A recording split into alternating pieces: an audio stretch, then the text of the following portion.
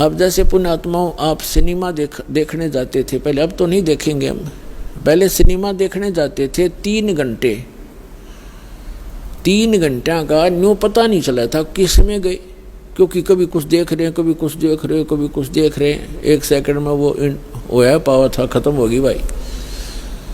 और bus stand पे बस की इंतजार कर ले, 10 मिनट में 20 बार उठेगा, 10 बार बैठेगा, आई किसी आई। तो इस तरह हम जो समाधिस्थ ऋषि होते थे, इनकी काल रोल मारा करता, इन्हें मूर्ख बनाया करता। जैसे किसी भी एक कमल में ये प्रवेश कर गए, एक कमल जैसे टीवी चैनल में कोई चैनल ऑन कर लिया और उसमें जो भी नज़ारे हैं वो यहाँ से बिल्कुल हटकर हैं, और वो ऐसे दृश्य हैं यो मन देखता देखता दंग रह जाता है, इसको पता नहीं चलता कितना समय बीत गया। तो इस प्रकार वो काफ़ी समय तक ये नज़ारे देखा करते, मोक्ष नहीं हुआ इनका। तो जो दास आपको कंसेप्ट क्लियर करने जा रहा है, इस प्रकार पार्वती का कोई चैनल ऑन हो गया और उस चैनल में वह घुस गई, लागी सिनेमा देखने। अब जब सुरती चली जाती है दूर तो आभास शरीर को नहीं होता। जैसे हमने कई बार देखा कि बातें कर रहे होते हैं बस स्टैंड पर, और कुछ जो हमें नहीं ज़रूरत जिन व्हीकलों की, जैसे हम इंतज़ार कर रहे हैं बस की, अरे कोई ट्रक आ गया और उसके हमारे पास से गुजर गया हॉर्न देता हुआ, हमें पता भी नहीं वो हॉर्न कब देकर बजा के चला गया। हम इतने उन बातों में मगन हो गए, इतनी सुरती हमारी वहाँ से हट गई। तो ऐसे पार्वती की सुरती हट गई और शिव जी बता रहे थे कि ऊपर देखो मूल कमल में आपको ऐसे दिखाई देगा, हृदय कमल में ऐसे दिखेगा। तो पार्वती की समाधि लगी, किसी कमल में पहुँच गई, वह घुस गई उसमें, वह सैर सपट्टे कर रही। उधर से वो गंदा अंडा जो था तोते का, वो स्वस्थ हो गया भगवान की चर्चा सुन के, और एक महापुरुष के मुख से वो जल्दी असर करती है। तो उसी समय वो स्वस्थ होकर अंडे से बाहर निकल कर बच्चा भी बन गया तोते का। और वो तोता फिर भगवान शिव बता रहे हैं कि ये मंत्र जाप करो, इसको ऐसे ऐसे जाप करो, किलियम किलियम जपो गौरा, सुन मंडल में पहुँचा बोरा। इस प्रकार फिल्म प्रकरण है, फिर बताएंगे। और ऐसे हरियम हरियम जपो, तो सारा बता रहा था। तो वो बता रहा था, पहले तो पार्वती कह रही थी हाँ ऐसा ऐसा है, हाँ जी हाँ जी। तो फिर तोता लग गया कहने हाँ जी। अब पार्वती तो समाधिस्थ, भगवान शिव ने अला के देखा हुआ तो समाधिस्थ हो रही है, और हाँ जी की आवाज़ कहाँ से आ रही है। तो जब उसने देखा कि अवश्य यहाँ कोई व्यक्ति है, इधर उधर देखा तो तोते ने सोचा है भी शिव जी पकड़ेगा, तेरी टिटवी दाबेगा। अब वो उड़ लिया, तोता वहाँ से उड़ लिया फर्र दे ही करके।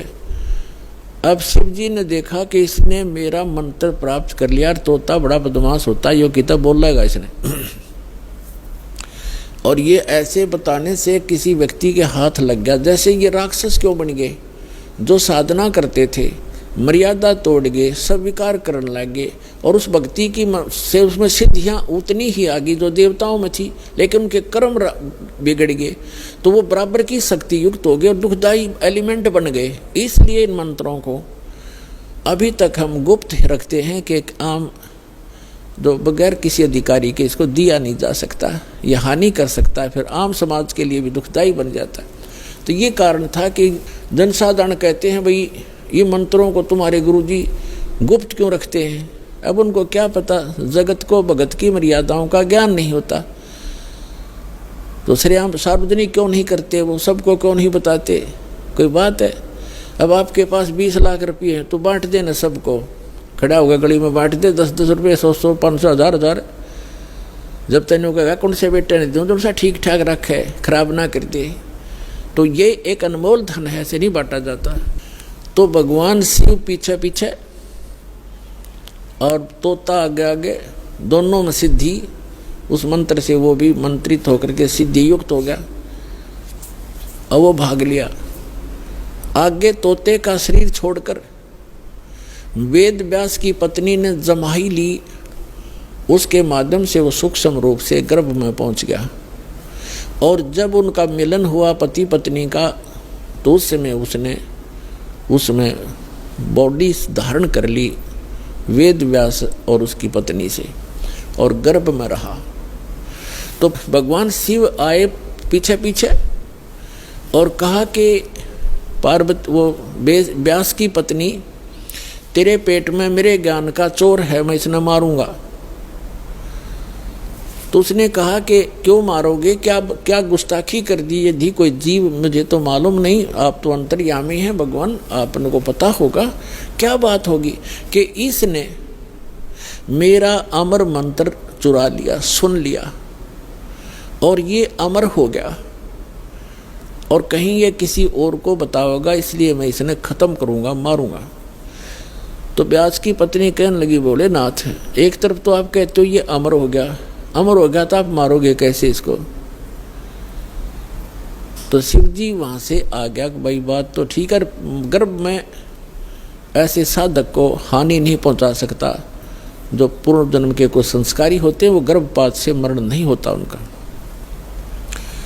और फिर व्यास जी और उसकी पत्नी भी साधक थे, तो साधक को कोई भी देव जो हानि नहीं पहुंचा सकता। तो भगवान शिव वापस आ गया। अब कहने का भाव ये है दास का कि पार्वती जी को वो मंत्र मिला भगवान शिव से, कहाँ? जहाँ पर आज हम एक अमरनाथ का मंदिर मानते हैं, अमरनाथ मानते हैं, और वहाँ अपने कल्याण के लिए हम वहाँ दर्शनार्थ जाते हैं कि हमारा मोक्ष हो जाएगा। अमरनाथ पर जाने से नहीं, अपने आत्माओं वो मंत्र से मोक्ष हुआ पार्वती का, उस अमरनाथ से नहीं। अमरनाथ एक स्थान है जहाँ पार्वती जी को वो अनमोल मंत्र प्राप्त हुआ था। अब इस दास के पास वो कंप्लीट स्पिरिचुअल नॉलेज है, वो अमर मंत्र है।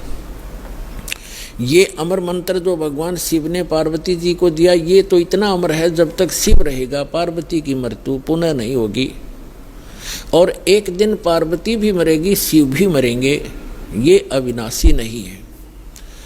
श्री इसका प्रमाण है श्री देवी भागवत 3रा स्कंद सचित्र मोटा टाइप 3रे स्कंद में गीता प्रेस गोरखपुर से प्रकाशित के 123 पृष्ठ पे भगवान विष्णु स्वयं कहते हैं, अपनी माता की स्तुति करते हैं दुर्गा की, तुम शुद्ध स्वरूपा हो, ये सारा संसार तुम्ही से उद्भासित हो रहा है, मैं ब्रह्मा और शंकर आप ही के कारण हम वर्तमान हैं, और हमारा तो आविर्भाव माने जन्म और तिरोभाव माने मृत्यु हुआ करता है, हम अविनाशी नहीं है।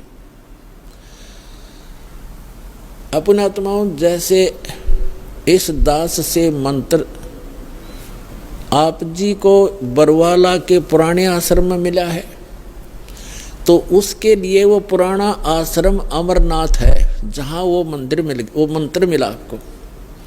अब उस बरवाला आश्रम में माथा टेकने तो नहीं, उस मंत्र के जाप करने से आपका मोक्ष होगा।